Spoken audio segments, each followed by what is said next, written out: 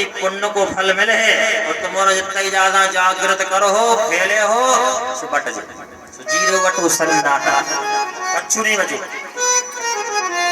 अब खुद नहीं पिरानों की परी खिचड़ी की लाने एक कारण जो ने हो जज्जे। अब जैसे तैसे दूसरो जना भाव अगर लेट हो गई बहू बनावे की ला नहीं अब पत्नी तो आंखें देखी इतनी बड़ी बड़ी कड़ा थे। हम खाली के एक औरत सियो है रोटी तकनी बनी है बेटा ये हो रहता हो वही त्याग करवे के लाने रोजा कर वही बनो तो काय को भूखे अच्छे एक टाइम रोटी खाते 2 टाइम खाते 3 टाइम खाओ जो है व्रत को मतलब अच्छा लगो हो तो ताली बजाओ अन्य लगो हो तो हम वापस करो सो भाई हम 9 तारीख से सागर में सुने अपनों तो कहा नहीं है मानो बेटा आपको माई को का बाप को हमाओ कहा जा रहा हमाओ काम है बताओ चलो वो है तुम्हारो काम चलो हो सो कछु मिले है और न चल सो जाके तारे हो सीधी बात कथा को कोनो मतलब नहीं है सुनने को तो आज से जान ली तुम्हारे व्रत को मतलब है का अभी पहले बताई थी एक बार और सुन ले भूल गया था तुम्हारे छल नहीं होना चाहिए कपट नहीं होना चाहिए झूठ नहीं होना चाहिए एक दूसरों की कटाई नहीं करना चाहिए गुस्सा नहीं करना चाहिए काम नहीं होना चाहिए क्रोध नहीं होना चाहिए लोभ ना होना चाहिए मोह ना होना चाहिए मद ना होना चाहिए अहंकार नहीं होना चाहिए। इन चीजों का त्याग करना ही एकादशी का फल है। बोलो वृंदावन बिहारी लाल की। अब जी सब बने रहे तो कोनो सार नहीं है भूखे रहे से खिचड़ी खाए से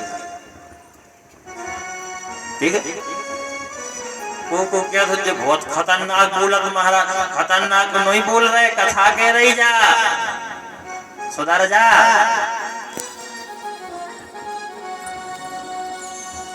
ताली बजाओ तो मोरे ऐसी बजाओ तो रखो बस रहने तो अब आपको नहीं एकादशी को मतलब तो बहुत बड़ो है मनो मान जा देखो मान जा का हमें भगा नहीं पाएगा बाल बच्चे उठाओ जैसे सब उठाओ पीछे बैठा रहे हो खेल भी खिला उठाओ ये 2-3 जने तो बहुत उदम कर रहे हैं। भीलनी थी और भीलनी के परिवार में एक परंपरा थी जब शादी होती तो उनमें कई पशुओं की बलिदान होती पशुओं को मारा जाता था काटा जाता था भूंजा जाता था और बरातियों को खुआया जाता था। सबरी को पता चला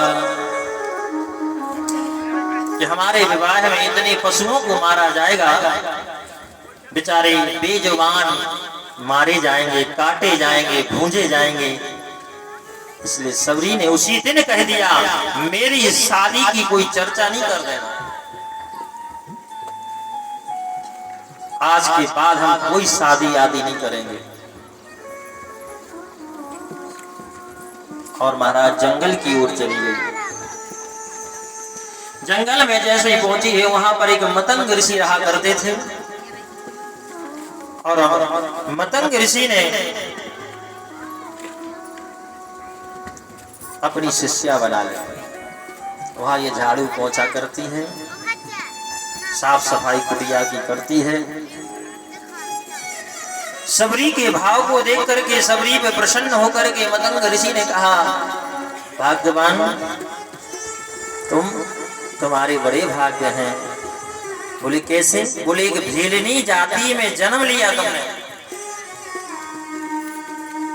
और ऐसे भाव हो गई ये बहुत बड़ी बात है। तुम्हारे कुल में परंपरा है मारो काटो भूजो खाओ और खुआओ लेकिन तुम ऐसे इंसानों के बीच में तुमने जन्म लिया तुम बड़ी भाग्यवान हो और तुम्हारे लिए एक दिन भगवान मिलेंगे। मैं आशीर्वाद दे रहा हूं। अच्छा एक बात है ना हमें आपको सबको पता है कि भगवान का जन्म हो चुका है। राम जी का भी हो गया कृष्ण जी का भी हो गया सबको पता है। लेकिन जिस समय सबरी को ये बात बताई थी उस समय राम जी का जन्म नहीं हुआ था। एक दिन राम जी तुम्हारे घर आएंगे तो सबरी को ये भी मालूम था कि भगवान का अभी जन्म नहीं हुआ, कहाँ होगा, कब होगा, कितना समय लगेगा, ये सारी बातें गुरु से नहीं बोली। आज का कोई व्यक्ति होता उससे अपन कहते तुम्हें भगवान मिले, तुम्हें राम कथा बखाना लगते, कवे मिल है कि तोटे में लग है, मिल है कि न मिल है, ऐसे क्यों? शिक्षा ले लो, हमारे राम शिक्षा प्रद ही कथा सुनाते हैं। जिस कथा में शिक्षा मिले वही कथा है, ना तो व्यथा है, कोई काम की नहीं है कथा। कथा से कम जीवन में पुण्य के साथ साथ परिवर्तन लाओ जी। पुण्य कौन ने